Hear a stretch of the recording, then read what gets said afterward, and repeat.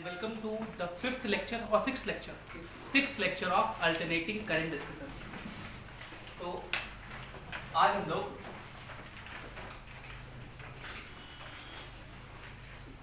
Alternating current पे वहां से स्टार्ट करेंगे जहां पे हम लोग पिछले क्लास में छोड़े थे.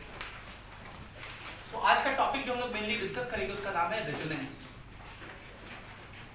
क्या डिस्कस करेंगे? Resonance in LCR series circuit.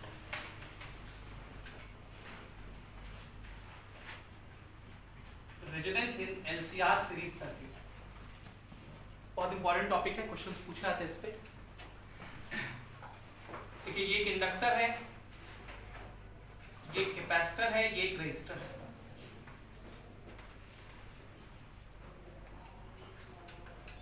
और इसको अल्टरनेटिंग सोर्स के क्रॉस लगा दिया.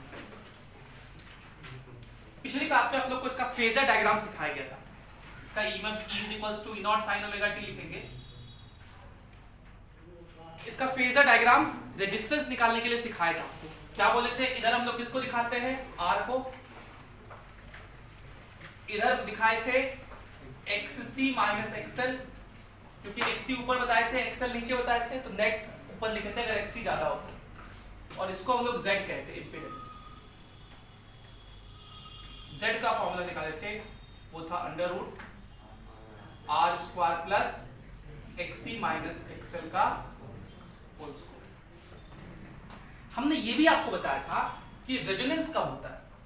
सो देखिए रेजोनेंस के बहुत सारे डेफिनेशंस हैं. रेजोनेंस के बहुत सारे डेफिनेशंस हैं, कंडीशन है. इन सारे केसेस में रेजोनेंस होगा. कोई भी बात उनमें से कोई भी बात आपसे पूछा जा सकता है. पॉइंट नंबर 1, रेजोनेंस तब होता है जब XC और XL बराबर हो. What is the meaning of XC? Capacitive reactance. What is the meaning of XL? Inductive reactance. Both are equal. So when capacitive and inductive reactances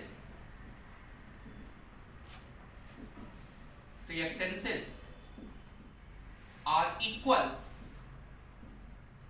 then the circuit is at resonance. Then the circuit is at resonance.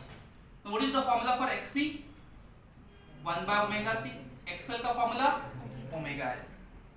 इसको ऐसे लिख सकते हैं ω² = 1/LC. So what about omega? 1/√LC. ये omega का formula होता है. And this particular frequency is called, this omega is called resonant angular frequency. इसको हम लोग क्या बोलते हैं? Resonant angular frequency. तो रेजोनेंस पर एंगुलर फ्रीक्वेंसी पूछा जाए कितना कहेंगे? 1/√LC. ओमेगा का ही फॉर्मूला होता है 2πf, उसका वैल्यू 1/√LC. तो बताइए f कितना लिखेंगे? 1/2π√LC. ये डेरिवेशन आपसे पूछा जा सकता है. Derive the formula for resonant frequency in series LCR circuit. 2 नंबर का सवाल या 3 नंबर का सवाल. This frequency is called resonant frequency.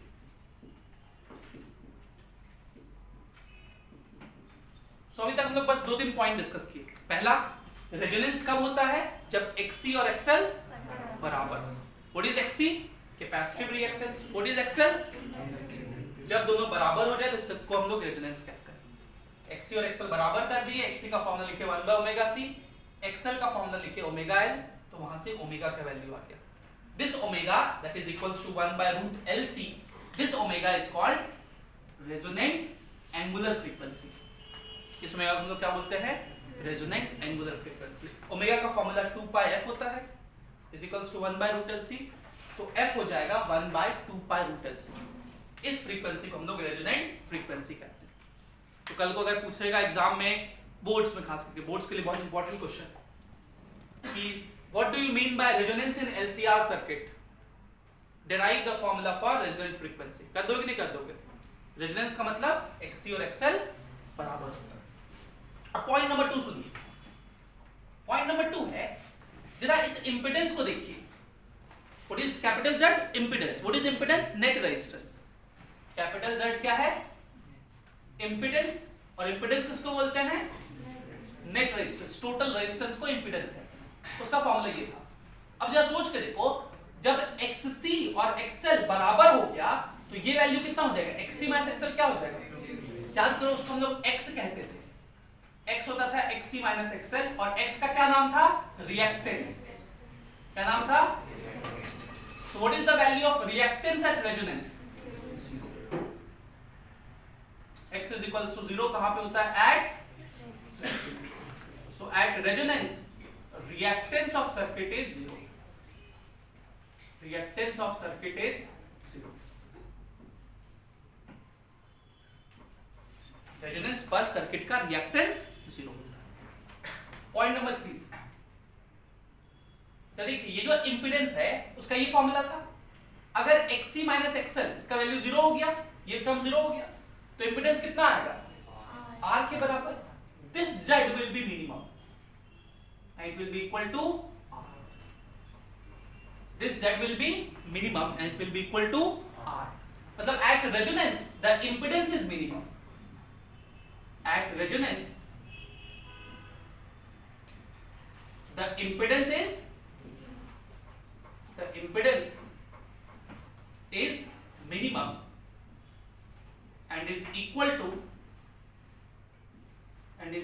to resistance.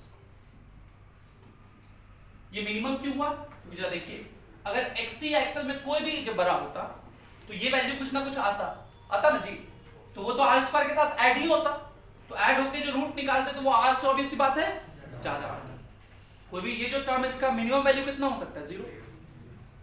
तो Z क्या होता है? इंपिडेंस, जो इंपिडेंस है सर्किट का रेजोनेंस पे क्या होता है? मिनिमम होता है। So what all we discussed, resonance XC is equals to XL, point number 1। दूसरा, रेजोनेंस पर रिएक्टेंस क्या होता है सर्किट का? 0। ध्यान दीजिएगा, रिएक्टेंस क्या होता है? 0। इंपिडेंस क्या होता है? मिनिमम, रेजिस्टेंस R के बराबर। मिनिमम इंपिडेंस होता है, रिएक्टेंस 0 होता है। क्रिस्टल क्लियर ये स्टेटमेंट्स याद रखना, क्योंकि क्वेश्चन ऐसा डायरेक्ट भी पूछा सकता है, which of the following is correct statement. 4 statement देखिए। अब सोचिए, अगर इंपिडेंस मिनिमम है तो करंट क्या होगा? मैक्सिमम होगा। उसके बारे में तो अगला चर्चा करेंगे, पहले उसको लिखो।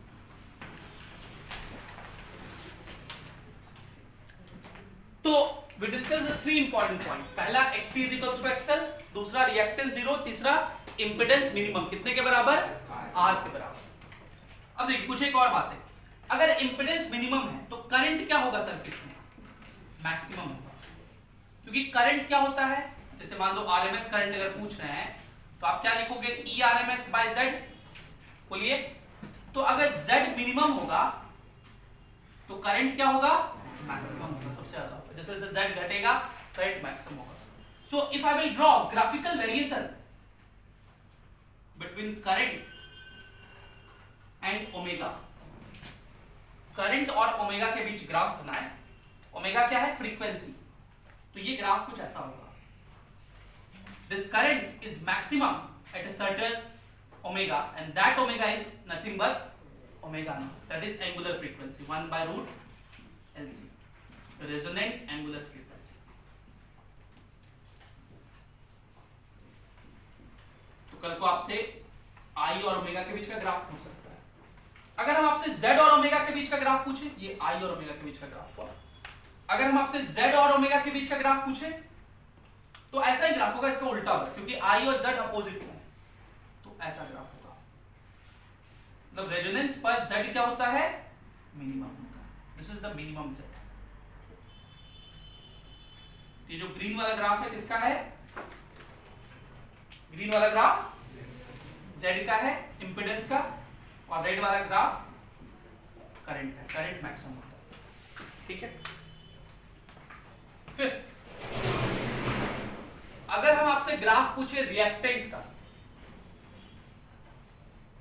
रिएक्टेंट मतलब X, इसका वैल्यू होता है XC माइनस XL। अगर हम इसका ग्राफ पूछे आपसे ओमेगा के साथ, अगर हम इसका ग्राफ पूछे किसके साथ? ओमेगा के साथ, तो जरा देखिएगा इसका ग्राफ। XC क्या होता है? 1 by omega C minus omega L। जब ओमेगा का वैल्यू 0 होगा जब ओमेगा का वैल्यू, तब वो कितना होगा, देखो 0 रखो, ये हो गया इंफिनिटी माइनस 0 इंफिनिटी, मतलब यहां शुरू होगा ग्राफ।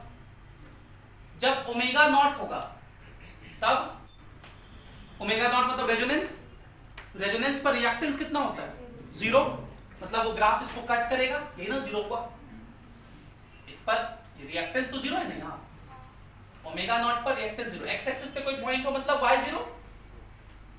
जब ओमेगा इंफिनिटी कर देंगे तो ओमेगा इंफिनिटी करो तो ये टर्म हो गया 0 0 माइनस इंफिनिटी, मतलब ये ग्राफ ऊपर से शुरू होगा इस तरह से, यहां पे 0 होगा और ये फिर ऐसा। सो this is the variation of reactance, that is x bar reactance with omega, reactance का ओमेगा के साथ ये ग्राफ। नेक्स्ट पॉइंट हम लोगों ने ये डिस्कस किया, देखो पिछले क्लास में मैंने आपको बताया था कि इंपीडेंस ट्रायंगल कैसे बनाते हैं। ये हो गया R, ये हो गया XC माइनस XL और ये हो गया Z, और इसको हम लोग फेज डिफरेंस कहते थे पाई, है ना। तो क्या फॉर्मूला लिखते थे, tan phi is equals to XC minus XL by R, है ना। अब रेजोनेंस में बताइए tan phi की वैल्यू क्या होगी, एट रेजोनेंस XC और XL क्या है, बराबर है, तो tan phi क्या होगा 0, मतलब phi क्या होगा 0, phi will be 0। अच्छा 7th पॉइंट, phi 0 है। हम लोग एक टर्म और डिस्कस किए थे, पावर फैक्टर, पावर फैक्टर किससे लिखते थे, cos phi से, तो phi 0 है, तो cos phi कितना होगा 1, और cos का मैक्सिमम वैल्यू कितना होता है, तो can I say that power factor is maximum at resonance, maximum at 8th point. Power, average power का फॉर्मूला पिछले क्लास में लिखे थे, क्या लिखे थे, ERMS into again you can see this cos phi is maximum, so this average power will be also maximum, कितने के बराबर, ERMS into IRMS, so it means power dissipated is maximum at resonance, maximum at resonance, maximum power is dissipated at resonance। So what all we discussed।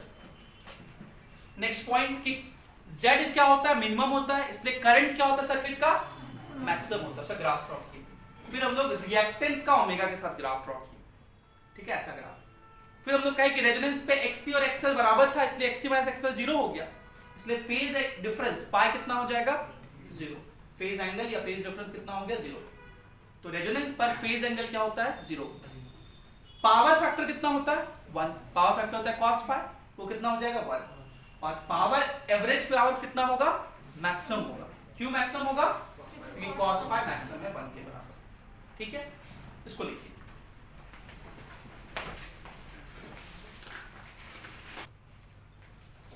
आगे चलिए, कितना point हो गया था 8, 9 point. देखिए ये तीनों किसमें है, सीरीज में, और सीरीज में क्या सेम होता है, करंट इज सेम, ठीक है, मतलब जो करंट, अगर आरएमएस करंट की बात करें तो जो आरएमएस करंट इस इंडक्टर में पास हो रहा होगा, वही आरएमएस करंट इस कैपेसिटर में भी, वही आरएमएस करंट इस रेजिस्टर में भी, मतलब तीनों में क्या सेम है। तो हम लोग करंट को रेफरेंस लाइन ले लेंगे और वोल्टेज का रिप्रेजेंटेशन करेंगे, इसको हम लोग वोल्टेज फेजर कहते हैं। तो क्या बोलते हैं, voltage phasor, voltage phasor draw कीजिए। हम लोग करंट को रेफरेंस ले लेते हैं, ये हो गया IRMS। अब सब के क्रॉस वोल्टेज लिखेंगे, अब सबसे पहले रजिस्टर शुरू करते हैं। रजिस्टर में क्या बताए थे, क्या बताए थे, एग्जैक्ट स्टेटमेंट चाहिए मुझे। वोल्टेज और करंट सेम फेज में होते हैं, सेम डायरेक्शन में, सेम फेज में होता है। मतलब रजिस्टर में जो आरएमएस वोल्टेज होगा वो उसको हम लोग इधर ही दिखाएंगे। वोल्टेज इन रजिस्टर, कैसा वोल्टेज, आरएमएस वोल्टेज। कैपेसिटर बताओ, वोल्टेज लैग करता है, करंट लीड करता है, वोल्टेज क्या होता है, तो कैपेसिटर का वोल्टेज कितना दिखाओगे, ये उल्टा है थोड़ा। क्यों उल्टा है, क्योंकि उल्टा लग रहा है, समझ में आ रहा है, क्योंकि इस बार करंट को रेफरेंस लिया गया है। करंट लीड कर रहा है, वोल्टेज तो यहां है ना, इससे तो ज्यादा है ना करंट, लेकिन वोल्टेज क्या होता है कैपेसिटर में, लैग करता है। इंडक्टर में वोल्टेज कितना दिखाओगे,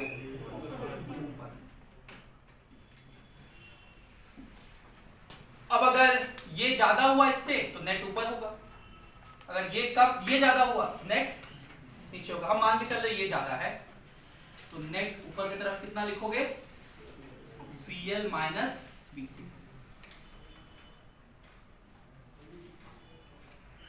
और ये होगा नेट वोल्टेज। तो नेट वोल्टेज का फॉर्मूला क्या लिखेंगे, under root VR square plus VL minus VC का स्क्वायर, और सारा वोल्टेज आरएमएस वाला है, ठीक है। अब अगर आपसे पूछे कि VL का वैल्यू कितना, VL वोल्टेज, वोल्टेज क्या होता है, करंट इनटू रेजिस्टेंस। वोल्टेज क्या होता है, तो अगर मुझे VL चाहिए तो आप क्या लिखोगे, करंट, मान लो मुझे आरएमएस चाहिए सारा, तो आरएमएस करंट इनटू रेजिस्टेंस। कौन सा रेजिस्टेंस, एक्सल। VL मतलब वोल्टेज अक्रॉस इंडक्टर, तो आप क्या लिखोगे, करंट इनटू एक्सल। बोलो, वोल्टेज करंट इनटू रेजिस्टेंस होता है, तो करंट इनटू रेजिस्टेंस लिख दिया एक्सल। अब बताओ अगर मैं VC पूछूं, IRMS इनटू XC। अगर हम पूछें VR voltage across resistor, IRMS into, ठीक है। अब बताओ एट रेजोनेंस क्या हो रहा है, एट रेजोनेंस XC और XL तो बराबर है, XC इज इक्वल्स टू,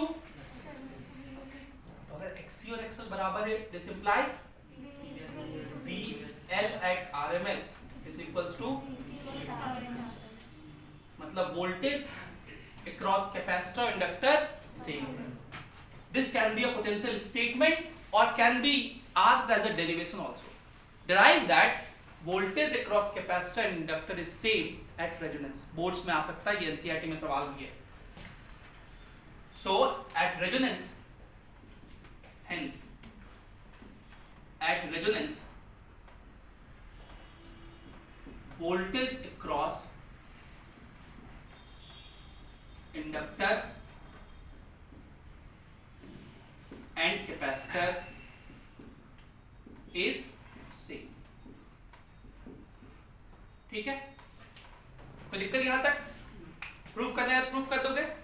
इसमें एक पॉइंट और है, अगर वोल्टेज अक्रॉस इंडक्टर और कैपेसिटर सेम है तो ये दोनों सेम हो गया, ये दोनों कट जाएगा, तो बचेगा कौन सा वोल्टेज, खाली VR। अगर नेट वोल्टेज पूछे कितना कहोगे, ये तो खत्म हो गया, नेट वोल्टेज कितना, net voltage is equals to VR, मतलब जो भी वोल्टेज होगा वो सिर्फ और सिर्फ रेजोनेंस के, मतलब रेजिस्टर के क्रॉस होगा।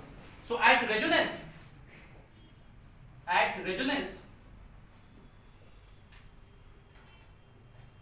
Total net voltage is equals to voltage across resistor, ठीक है, समझ गए। इसको लिखिए 9th point.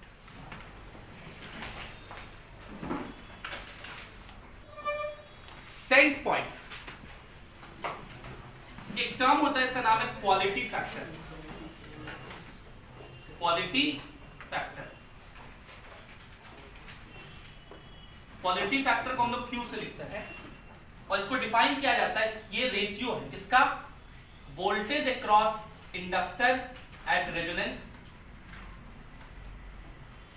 Divided by voltage across resistor at resonance. ये रेशियो है किसका? Voltage across inductor at resonance divided by voltage across resistor at resonance. या फिर भाई वोल्टेज अक्रॉस इंडक्टर और कैपेसिटर क्या होता है? सेम ही होता है। तो voltage across capacitor at resonance divided by voltage across resistor at resonance. Voltage across inductor at resonance, voltage क्या लिखोगे? Current into resistance. अब जैसा करंट लिखो IRMS इन जनरल लिखते हैं हम लोग, बाय वोल्टेज अक्रॉस रेजिस्टर क्या लिखोगे? इनटू IRMS इनटू, या दूसरा तरीका लिखने का, सो क्वालिटी फैक्टर Q से लिखते हैं। तो Q इज इक्वल्स टू क्या लिखोगे इसके लिए? चलो तो IRMS into XC by into R। IRMS cut गया क्योंकि सेम करंट होता ना, सीरीज में था तो इधर भी कट गया। XC का XL का फॉर्मूला ओमेगा है, और क्योंकि रेजोनेंस पर है इसलिए उस ओमेगा को ओमेगा नॉट कह देते हैं, omega naught L by R।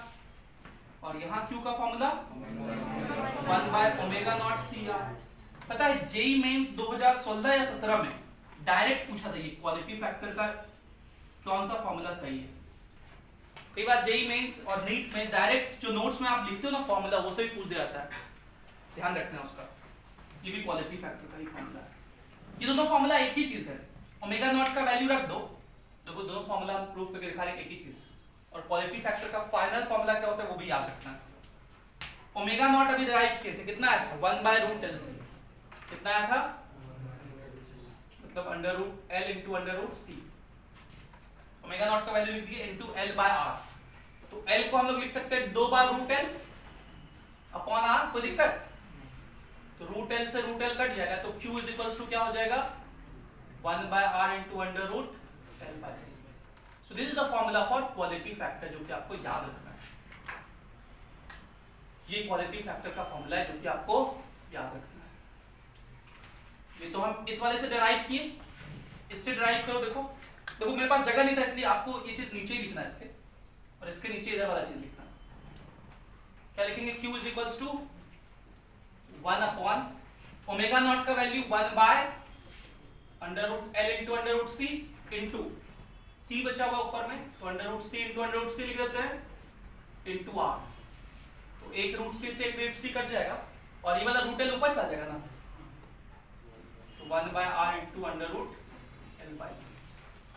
So this is the formula for quality factor and you have to remember this formula. ये formula आपको याद रखना है, ठीक है?